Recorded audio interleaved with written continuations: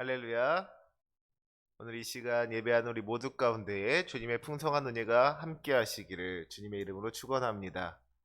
어, 우리가 이게 보통 예배를 드릴 때에도 내가 늘 드리던 예배 시간에 드리도 또 드리던 예배 자리에서 드리고 하는 경우가 많은데 오늘 일부 예배 보니까 평소에 이렇게 일부 예배에서는 뵙기 힘들던 분들이 많이 오신 거를 보아요.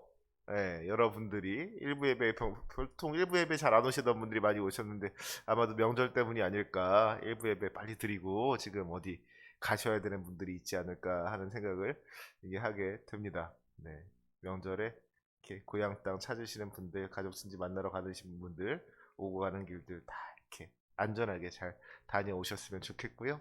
새해 복 많이 받으시기를 바랍니다. 오늘은 예수님의 12제자들 가운데에서 어떻게 보면 가장 알려지지 않은 제자, 바로 알페오의 아들 야고보에 대해서 이야기를 나누고자 합니다. 예수님의 이 12제자 중에는요, 야고보라는 이름을 가진 제자가 두 명이 있었어요. 세베대의 아들 야고보가 있었고 알페오의 아들 야고보가 있었습니다. 우리가 예전에 나누었던 것과 같이요. 세베대의 아들 야고보는 사도 요한의 형제로서 보아너게, 이 우레의 아들이라는 별명을 가진 제자였어요. 또 주님께서 영광 받으실 때에 그 보좌 옆에 앉게 해달라고 청했던 야망이 있는 제자였고요. 마침내 12제자 가운데에서 첫 번째 순교자가 되기도 했던 그런 제자가 바로 세베대의 아들 야고보였습니다. 그러니까 이 세베대의 아들 야고보에 대해서는 우리가 알 수 있는 게 뭐 제법 많이 있다는 거예요. 그런데 오늘의 주인공 알페오의 아들 야고보는 어떻습니까? 우리가 이 사람에 대해서 알 수 있는 것이 많지가 않습니다. 그가 어떤 말을 했는지, 어떤 행동을 했는지 성경에 기록되어 있는 것이 하나도 없더라는 거예요. 다만 우리가 그에 대해서 알 수 있는 것이 딱 두 가지가 있는데, 첫 번째는 그의 아버지의 이름이 알페오였다 하는 거예요. 그렇죠?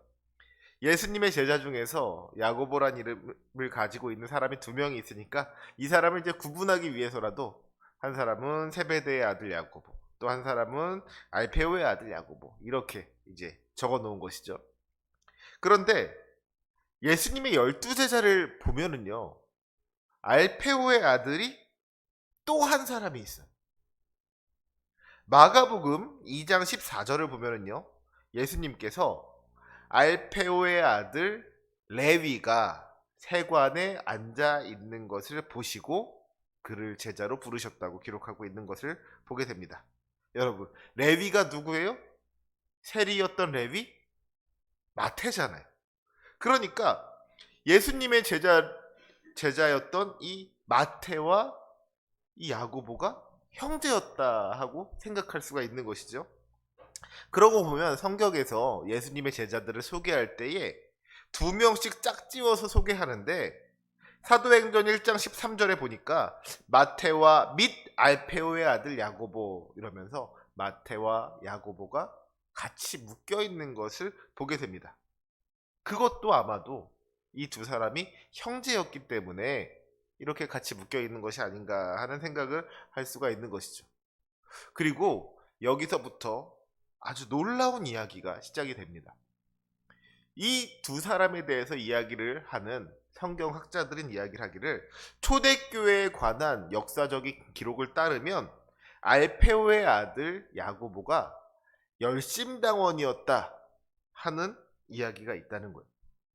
예수님의 제자 중에서 성경에 명확하게 기록되어 있는 열심당원은 시몬 한 사람이지만 그 외에도 야고보, 그리고 다데오, 그리고 가롯 유다, 이런 사람들이 다 열심당원이었다 하는 기록이 있다는 거예요.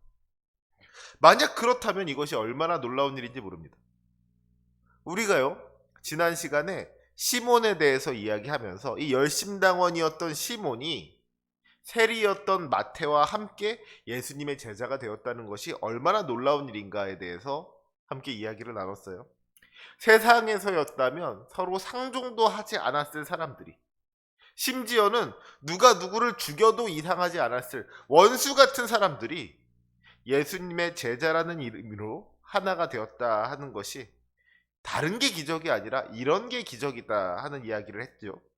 그런데 만약에 정말로 야고보와 마태가 형제였고 또 이 야고보가 열심당원이었다면 이게 무슨 말이에요? 한 부모 밑에서 태어난 두 형제가 한 명은 로마 밑에서 일하는 세리가 되었고요. 또 한 명은 로마에 대항해서 싸우면서 정말 나라의 독립을 꿈꾸는 그런 열심당원이 되었다 하는 거예요. 우리나라로 말하자면은 친일파랑 독립운동가랑 한 부모 밑에서 한 형제가 그렇게 한 명은 친일파가 되었고 한 명은 독립운동가가 되었다 하는 것이죠. 세상에 어떻게 그럴 수가 있을까 싶지만 사실은요, 우리나라에서도 그런 일이 있었습니다. 그 소설 사랑방손님과 어머니라는 소설로 유명한 주요섭이라는 분이 계세요. 이분은 소설가일 뿐만 아니라 독립운동가셨습니다. 3.1운동에도 참가하셨고요. 독립신문을 발간했다가 체포되어서 옥살이를 하기도 했던 분이세요. 그 후로도 수많은 글을 쓰고 또 수많은 연설을 통해 가지고 독립정신을 일깨우는 독립운동을 하다가 결국에는 해방된 후에 대한민국 건국훈장, 애족장을 받기도 한 그런 독립운동가이십니다. 그런데 이 주요섭 씨의 형이 있는데 주요한이라는 분이세요. 형제의 이름이 요한이, 한 명은 요한이고 한 명은 요섭이고 짐작이 가시죠? 이분들의 이제 부모 아버지가 주공삼 목사님이셨는데 한 명은 이제 요한이라고 이름을 짓고 한 명은 요셉의 이름을 따서 요섭이라고 이름을 짓고 하셨던 것 같아요. 그런데 이 형이었던 주요한 씨도 처음에는 독립신문 기자로 일하면서 동생이랑 같이 독립운동을 했던 분인데 이분이 나중에 친일파로 전향을 하게 돼. 그래가지고 수많은 친일 단체의 간부로 활동하면서 막 일본을 찬양하는 시를 쓰고 학도병을 권유하기도 하고 그게 막 엄청난 친일 행각을 벌였다는 것이죠. 그래서 동생 주요섭 씨는 대한민국 건국훈장 애족장을 받는 독립운동가가 되었는데 이 주요한 씨는 친일 인명사전에 이름을 올리는 친일파로 기억되게 되었습니다.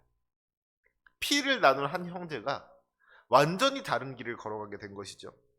형은 친일파로 부끄러운 이름을 남겼고 동생은 독립운동가, 존경받는 이름을 남기게 되었습니다. 그런데 어쩌면 이 야고보와 마태가 그와 같은 경우였을지도 모른다는 거예요. 한 명은 이스라엘의 독립을 위하여서 일하는 열심당원, 또 한 명은 로마를 위해서 일하는 세리. 그렇으니 이 두 형제 사이가 어땠겠어요? 이건 뭐 남보다도 못한 사이가 되는 것이죠.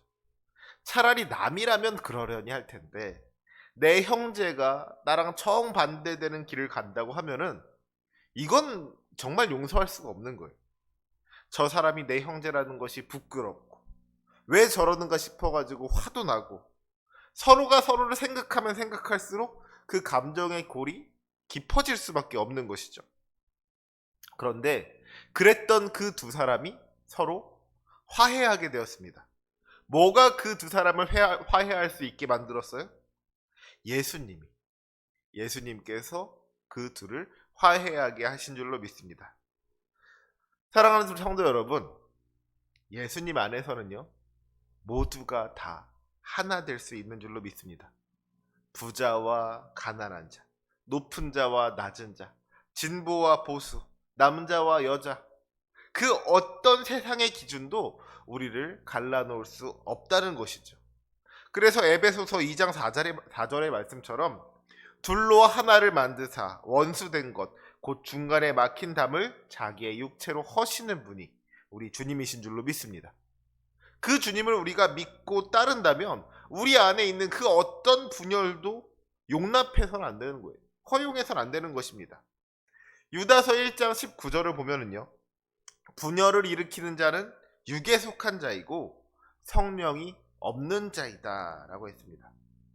우리가 정말로 하나님께 속한 사람이고 우리가 정말로 성령으로 새롭게 된 사람이라면 우리 안에 분열을 용납하는 것이 아니라 오히려 분열된 곳에 하나됨을 가져오는 사람이 되어야 된다 하는 거예요.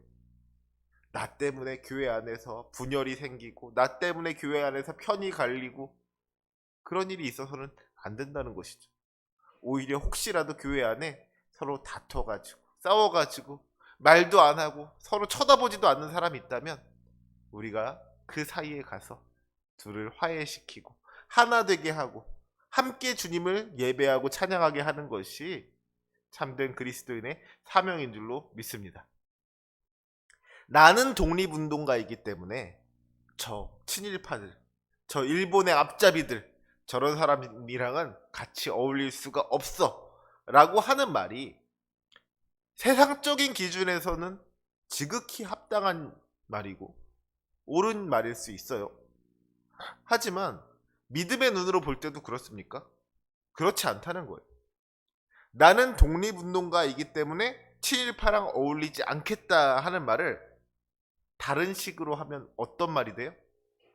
나는 의인이기 때문에 저 죄인이랑은 어울리지 않겠다 하는 말인 거잖아요. 기독교는 그런 종교가 아닌 거예요. 죄인들로부터 멀어져서 의인들끼리만 어울리면서 의인들끼리만 좋아하는 것이 아니라 저 죄인들을 보고 그들이 안타까워서 그 죄인들을 구원하기 위해서 의인이 죄인에게로 나아가는 것. 그게 바로 예수님의 마음이었고 그것이 바로 기독교라는 것이죠. 의로우신 주님께서 죄인인 우리에게 오셨다는 거예요. 그러니까 이제는 우리도 그 예수님을 본받아서 구원받은 우리가 복음을 들고 죄 많은 세상 가운데로 나아가야 되는 것이죠. 그것이 바로 기독교의 본질인 줄로 믿습니다. 그런데 가만 보면은요, 우리는 자꾸만 세상을 향해서 벽을 치려고 해요. 예수님 믿지 않는 사람들이랑은 어울리지를 않으려고 한다는 거예요. 연애를 하고 결혼을 하는 문제에서도 그렇습니다. 사람은 참 괜찮은데 믿음이 없어서 문제라고 하는 그런 사람들이 있어요. 정말 다른 거 다 괜찮은데 신앙이 없는 것, 믿음이 없는 것 그거 하나만 딱 문제라면은 간단한 얘기잖아요. 그 사람한테 복음을 전하면 될 거 아니에요. 그 사람을 전도하면 될 것 아니겠습니까? 어쩌면 주님께서 그 사람을 구원하기 위해서 이 사람을 보낸 걸 수도 있잖아요.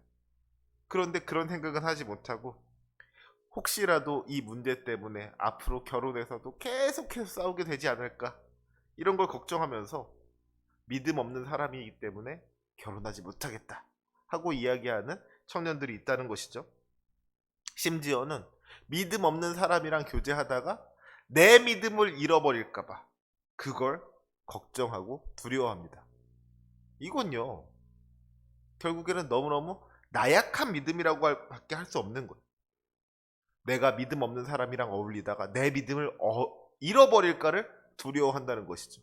나랑 믿음 없는 사람이랑 어울리면 저 믿음 없는 사람들이 다 예수 믿게 될 거야 한 믿음을 가지고 확신을 가지고 내 믿음은 흔들리지 않는다. 나를 만나는 사람들은 결국에 다 예수 믿게 될 거다. 이런 믿음을 가지고 나아가도 부족할 판에 혹시라도 내가 예수 믿지 않는 사람이랑 어울리다가 내 믿음이 약해지고 내가 예수님 잃어버리고 내가 세상 사람들과 같아질까봐 두려워서 나는 예수 믿는 사람들이랑만 어울릴 거예요. 우리 교회 성도님들이랑만 어울릴 거예요. 이게 얼마나 연약한 믿음이고 나약한 믿음이고 부끄러운 믿음이냐는 것이죠. 진짜 믿음은요 도망치는 게 아니라 맞서는 것인 줄로 믿습니다. 성령으로 충만하여서 세상 가운데로 땅끝으로 계속해서 나아가야 된다는 거예요. 주님께서 역사하실 때에 우리를 갈라놓던 그 모든 장벽들이 무너지게 될 줄로 믿습니다. 도저히 용서할 수가 없고 도저히 용납할 수가 없던 원수들까지도 우리가 사랑으로 감싸 안을 수 있게 될 줄로 믿습니다. 그리고 성령으로 충만하게 되면 우리 주변의 모든 사람들, 우리가 주님께로 인도할 수 있는 능력이 있게 될 줄로 믿습니다. 그 은혜, 그 능력을 경험할 수 있는 저와 여러분이 되시기를 주님의 이름으로 축원합니다. 이 알페오의 아들 야고보에 대해서 우리가 알 수 있는 것이 또 한 가지가 더 있습니다. 그가 작은 야고보라고 불렸다는 거예요. 오늘 읽은 성경 본문은요, 예수님께서 십자가에 달리시는 모습을 기록하고 있습니다. 그런데 그 중에서 40절을 보니까 예수님이 십자가에 달리신 모습을 멀리서 바라보는 여인들이 있었는데 그 중에 작은 야고보의 어머니 마리아가 있었다 그랬어요. 여기서 이 작은 야고보가 알페오의 아들 야고보입니다. 예수님의 제자 중에 야고보가 둘이 있었다 보니까 뭐 매번 세베대의 아들 야고보, 매번 뭐 알페오의 아들 야고보 이렇게 부르기는 그렇잖아요. 그러니까 이제 아마도 편하게 부를 때는 큰 야고보 어딨냐? 야, 작은 야고보 어딨냐? 큰 야고보고 작은 야고보 이렇게 불렀던 것 같습니다. 이제 우리 교회에도 권 목사님이 둘이 있잖아요. 그렇죠? 그리고 권석철 목사님이 계시고 제가 있고 그러다 보니까 어쩌면 편하게 부르시는 분들은 우리 큰 목사님, 큰 권 목사님, 작은 권 목사님 이렇게 부를 수도 있겠다는 생각을 해요. 이제 큰 권 목사님은 우리 권석철 목사님이 되고 키도 크고 영적으로도 크시고 그렇죠? 예, 나이도 더 많으시고 그러니까 큰 권 목사님. 그리고 저는 많이 부족한 사람이니까 작은 권 목사 뭐 이렇게 부를 수도 있지 않을까 하는 생각을 하는데 아무튼지 간에 알페오의 아들 야고보는 작은 야고보였다는 거예요. 그가 나이가 어려서 작은 야고보였는지 혹은 뭐 키가 작아서 작은 야고보였는지 뭐 그런 건 알 수는 없지만 분명한 건요. 사람들이 야 작은 야고보 어딨냐 그러면은 다들 알페오의 아들 야고보를 찾는 거구나 하고 알 수가 있었다는 거예요. 심지어 그래서 어떤 사람은요. 어떤 성경학자 중에서는 그가 작은 야고보라고 불리우게 된 것이 이 세베대의 아들 야고보보다 하는 일이 적었기 때문이었을 것이다 하는 이야기를 하게 됩니다.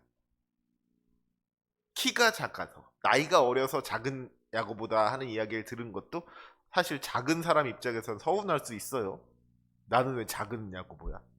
하고 기분 나쁠 수 있는 것인데 만약에 정말로 하는 일이 없어가지고 작은 야고보다 하는 소리를 들었다 그러면은 야 이건 정말 마음 상할 만한 일이 아닐까 하는 생각을 하게 됩니다. 그런데 성경을 보니까 그렇잖아요. 세베대의 아들 야고보는 어때요? 베드로랑 같이 예수님의 가장 가까이에 있으면서 너무나도 많은 일을 감당한 사람이 이 세베대의 아들 야고보인데 알포에오의 아들 야고보는 어떻습니까? 뭐를 했는지 성경에 기록한 줄 남아있지가 않으니까 아 진짜 그렇게 생각할 수도 있겠다. 큰 야고보는 많은 일을 감당해서 큰 야고보이고 작은 야고보는 정말 있는 듯 없는 듯 해가지고 존재감이 작아서 그래서 작은 야고보라고 불렸는지도 모르겠다 이렇게 생각할 수도 있는 것이죠. 하지만 그는 결코 작은 자가 아니었습니다. 알페오의 아들 야고보에 대해서 묵상하면서 누가복음 7장 28절의 말씀을 떠올리게 되었어요. 누가복음 7장 28절을 보면은요. 예수님께서 세례 요한에 대해서 이렇게 말씀하십니다. 여자가 낳은 자 중에 요한보다 큰 자가 없도다. 그러나 하나님 나라에서는 극히 작은 자라도 그보다 크니라. 아멘. 알페오의 아들 야고보는요. 그야말로 작은 자였습니다. 성경의 이름 말고는 아무것도 남기지 못한 제자. 예수님의 제자는 예수님의 제자인데 정말 예수님의 제자로서 무슨 일을 했는지 아무것도 알 수가 없는 그런 제자가 바로 이 작은 야고보였다는 것이죠. 뭔가 사람들의 기억에 남을 만한 일을 한 게 아무것도 없는 그런 사람이었다는 거예요. 하지만 그럼에도 불구하고 분명한 것은요. 그 역시도 예수님의 제자였다는 겁니다. 그가 다른 제자들처럼 많은 일을 하지 않았을지도 몰라요. 하지만 이 작은 야고보는요, 적어도 베드로처럼 예수님을 모른다고 부인한 적이 없습니다. 세베대의 두 아들들 야고보와 요한처럼 높은 자리에 올라가겠다고 욕심을 부렸던 적도 없어요. 도마처럼 부활하신 예수님을 모른다고 부활하신 예수님을 의심하지도 않았고요. 가룟 유다처럼 예수님을 배신한 적도 없습니다. 그렇죠? 그가 비록 칭찬받는 자리에 있지는 못했지만 그래도 적어도 책망받는 자리에 있지는 않았다는 것.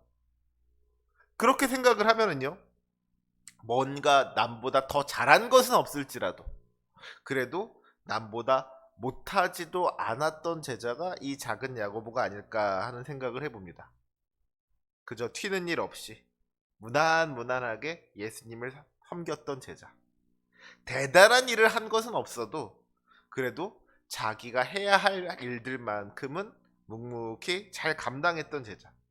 자기가 있어야 할 자리를 묵묵히 지켜나가는, 정말로 이름도 없이 빛도 없이 자기가 맡은 바 사명을 잘 감당했던 제자가 이 작은 야고보라는 것이죠.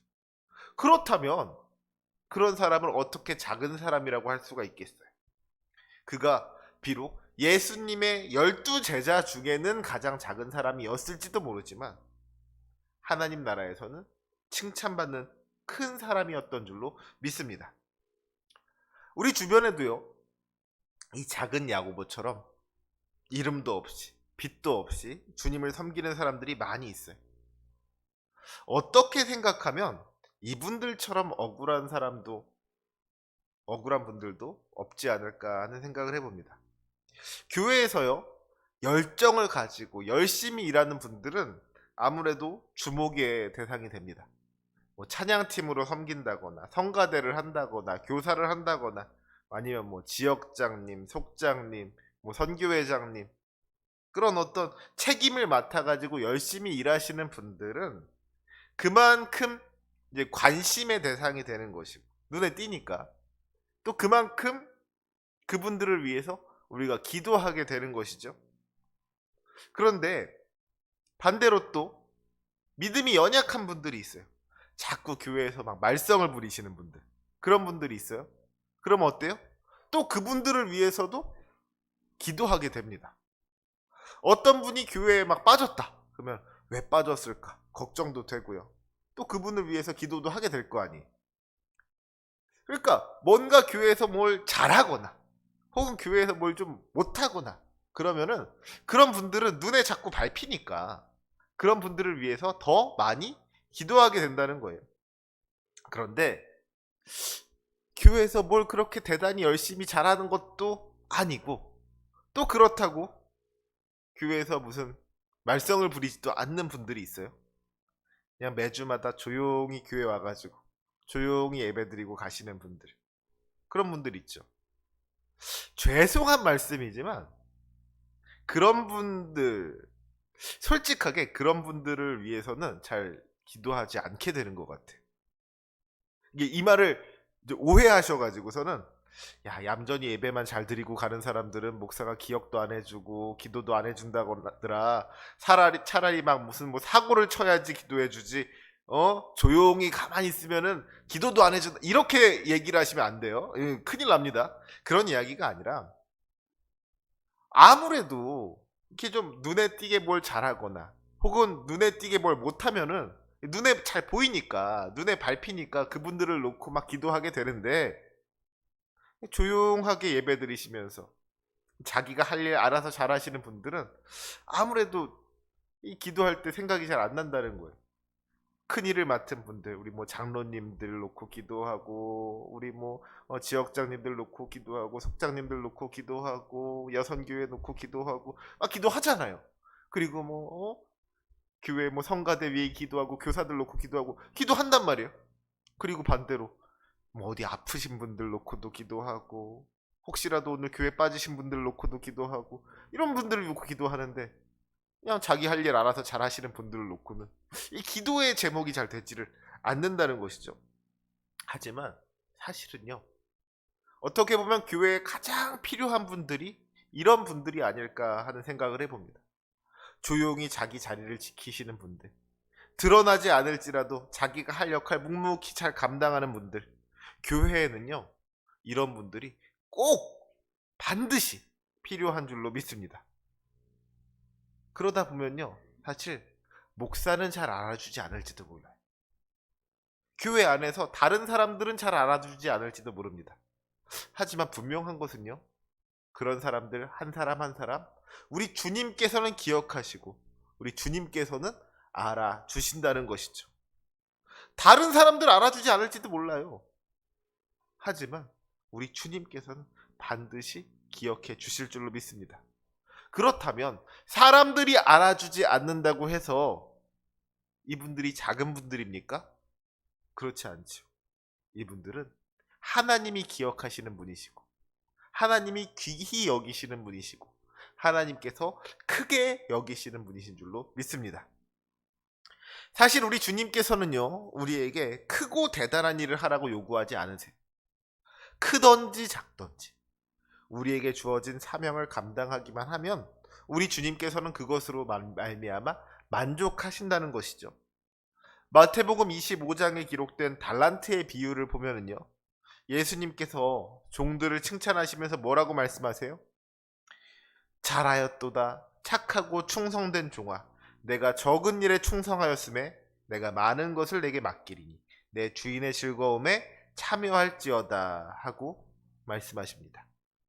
5달란트를 남겨왔다고 더 많이 칭찬하시는 것도 아니고 2달란트를 남겨왔다고 해서 더 적게 칭찬하시는 것도 아니더라는 것이죠. 크거나 작거나 맡겨주신 사명을 잘 감당하기만 하면 다 똑같이 칭찬받을 수가 있는 거예요.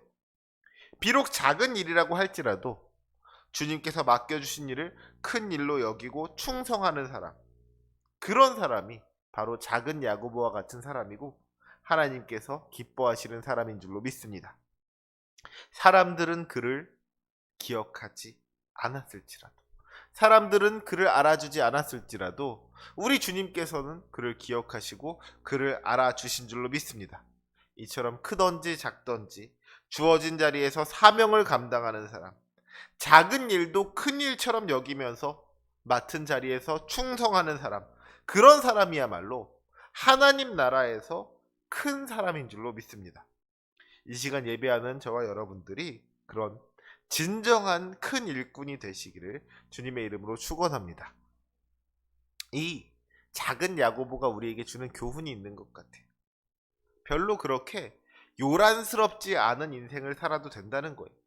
우리 인생에 뭐 그렇게 대단한 자랑거리가 있지 않아도 된다는 겁니다. 엄청나게 반짝반짝 빛나지 않는다고 하더라도 내가 있어야 할 자리에 있는 것, 그 자리를 지키는 것이 너무나도 중요하다는 것이죠. 요한복음 21장을 보면은요 하나님께서 창조하실 새 하늘과 새 땅에 대해서 예언하고 있는 것을 보게 됩니다. 다시는 사망이 없고 애통하는 것이나 곡하는 것이나 아픈 것이 다시 있지 않나라. 주님께서 다시 다스리시고 주님께서 영광 받으시는 그 나라가 온다는 거예요. 그런데 특별히 요한계시록 21장 10절 말씀을 보면은 그곳에 있는 거룩한 성, 새 예루살렘에 대해서 묘사하고 있거든요. 뭐라고 기록하고 있느냐? 하나님의 영광이 있어 그 성의 빛이 지극히 귀한 보석 같고 벽옥과 수정같이 맑더라 하고 말씀하고 있습니다. 그러면서 그 밑에 14절을 보면은요 그 아름다운 성의 성곽에 12개의 기초석이 있는데 그 위에는 어린 양의 12사도의 이름이 적혀 있다고 했습니다. 왜 우리가 어떤 큰 건물들, 특별히 뭐 대학교라든지 대학병원 같은 데를 가면은요 거기 이렇게 현관 로비에 보통 그 대학교를 위해서 혹은 그 대학병원을 위해서 이렇게 기부해 주신 기부자들의 이름이 이렇게 막 새겨져 있는 것을 이렇게 가끔씩 보게 돼요. 여러분들도 아마 보신 적 있으실지 모르겠습니다. 이 대학교가 세워지기까지 곧 이 병원이 세워지기까지 후원해 주시고 도와주신 분들의 이름을 거기에 이렇게 쭉 적어가지고 기념하고 있는 거예요. 그런데 그런 것처럼 하나님 나라에 가니까 그 천국 주춧돌 위에 12제자의 이름이 하나씩 새겨져 있더라는 것이죠. 하나님의 나라가 임하기까지 수고하고 고생했던, 헌신했던 이 12제자의 이름을 주님께서 기억하시고 기념해 주셨다는 거예요. 그 거룩한 성 새 예루살렘의 그 주춧돌 위에 그 이름들을 다 적어 놓았다는 것이죠. 얼마나 영광스러운 일입니까? 거기에 이 작은 야고보의 이름도 기록되어 있었을 거라는 것이죠. 조금 전에 제가 뭐 대학교나 대학병원에 이야기를 했지만 사실 그런 데를 보면은요, 돈을 많이 기부한 사람의 이름은 크게 적혀 있고요, 조금 기부한 사람은 작게 적혀 있는 걸 보게 됩니다. 1억을 기부한 사람은 이따만하게 적혀 있는데, 뭐 1,000만 원 기부한 사람은 그 옆에 조그맣게 기록되어 있고 그렇더라고요. 그런데 새 예루살렘의 기초석의 이름도 그럴까요? 수제자인 베드로의 이름은 이따만하게 적혀 있고, 작은 야고보의 이름은 보일락말락하게 조그맣게 그렇게 적혀져 있을까요? 결코 그렇지 않을 거예요. 12제자의 이름이 다 똑같이 12 주춧돌 위에 베드로의 이름이나 야고보의 이름이나 그냥 다 똑같이 새겨져 있을 거다 하는 것이죠. 사랑하는 우리 성도 여러분, 우리의 소망이 여기에 있는 것 같아요. 세상 사람들이 알아주지 않는다고 하더라도 하나님께서 알아주시면 그것으로 족한 것이잖아요. 주님께서 우리를 기억해 주시는데 뭐가 더 필요하겠습니까? 천국에서 주님께서 주실 그 상을 기대하며 나아가셨으면 좋겠습니다. 이 세상에서 상을 다 받으면 하나님 나라에서는 더 받을 상이 없다 그랬어요. 정말 주님 앞에서 착하고 충성된 종이 되어서 겸손하게 주님을 섬길 때에 우리의 이름도 저 천국에 귀하게 쓰여질 수 있을 줄로 믿습니다. 우리의 이름이 저 천국에서 높임 받을 수 있을 줄로 믿습니다. 얼마나 감사한 일이에요. 제가 세상에서는 저 유명한 목사님, 누구가 있을까? 조용기 목사님, 김선도 목사님, 이런 분들은 이름만 들어도 대단한 목사님이다. 그러고 권민영 목사, 세상에 그런 사람 어디 있어? 알아주지 못할지라도 하나님 나라에서는 그분들 이름이나 제 이름이나 똑같이 기록될 수 있다 그러면 얼마나 귀한 거예요. 그렇죠? 여러분들의 이름이나 아니면 저 높은 사람들, 대단한 사람들, 그런 사람의 이름이나 하나님 나라에 똑같이 그 생명책에 기록이 되어 있다면 그것이 우리에게 소망이 되지 않겠습니까? 그 소망을 붙잡고 살아갈 수 있는 우리들 되기를 원합니다. 정말로 중요한 것은 우리가 얼마나 크냐 작으냐가 아니라 우리가 어디에 속해 있느냐라는 거예요. 이 세상에서 아무리 큰 자가 되었을지라도 하나님 나라에서 작은 자보다 못하다는 것을 알아야 합니다. 야고보는 작은 자였지만 하나님 나라에 속한 자였어요. 작은 자일지라도 하나님 나라에서 작은 자였습니다. 하나님 나라에서 작은 자가 되면 이 세상에서 가장 큰 자보다도 더 큰 자라는 것을 우리가 기억해야 할 줄로 믿습니다. 그 이름이 하나님 나라에 기록된 작은 자, 영광스러운 작은 자. 바라기는 우리도 그와 같이 될 수 있기를 원합니다. 이 세상에서 큰 자가 되어서 이 세상에서 떵떵거리고 살지만 하나님 나라에 이름이 없는 안타까운 인생 되는 것이 아니라 하나님 나라에서 작은 자가 되어서 주님의 영광에 동참할 수 있는 저와 여러분이 되시기를 주님의 이름으로 축원합니다. 아멘. 기도하시겠습니다.